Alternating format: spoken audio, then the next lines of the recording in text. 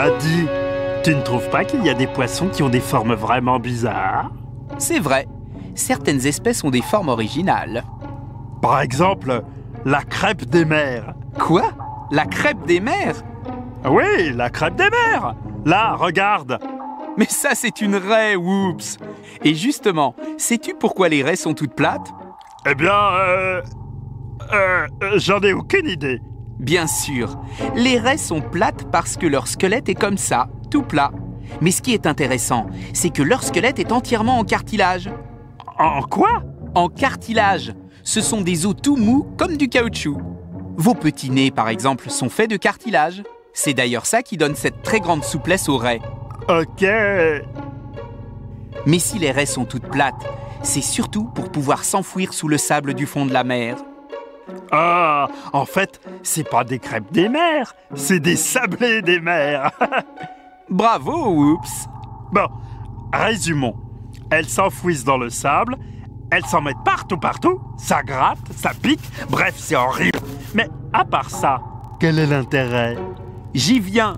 En fait, il y a deux intérêts. Monsieur Adi, premier intérêt, s'il vous plaît. Du calme, j'y viens. Les raies s'enfouissent dans le sable pour se cacher de leurs prédateurs, les requins principalement. Qu'est-ce qui se passe? J'ai dit une bêtise? Deuxième intérêt. Bon, l'autre intérêt pour la raie, c'est qu'en se cachant dans le sable, elle peut chasser à l'affût. Et à propos de chasseurs, savez-vous que les raies et les requins sont des lointains cousins? Ah bah, bravo pour l'esprit de famille. Les requins mangent leurs petites cousines les raies. Ah, te revoilà, toi. Bah oui, me revoilà. Et qu'est-ce que tu fais avec ça? J'ai dit trop de bêtises. J'ai décidé de me scotcher la bouche. Parfait. Bon, comme je disais, les raies et les requins sont de lointains cousins et ils partagent plusieurs points communs. Leur squelette n'est pas fait avec des os comme nous, mais avec du cartilage, comme nous l'avons dit tout à l'heure. D'autre part, la raie et le requin ont à peu près la même dentition. Plusieurs rangées de dents très pointues jusqu'au fond de la bouche. Ne t'inquiète pas, les raies se nourrissent de petits poissons, de crabes, de crevettes, de coquillages. Mais elles ne mangent pas les whoops. J'avais pas prévu que ça m'empêcherait de respirer. Pour un chien, c'est déjà incroyable qu'il parle. Eh oh, pas de messe basse, s'il vous plaît.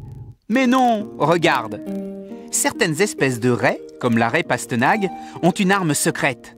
Au bout de leur queue se trouve une sorte d'aiguille venimeuse. Ah, charmant.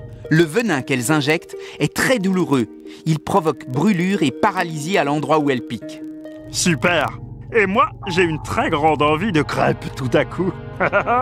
Tiens donc. Salut les terriens!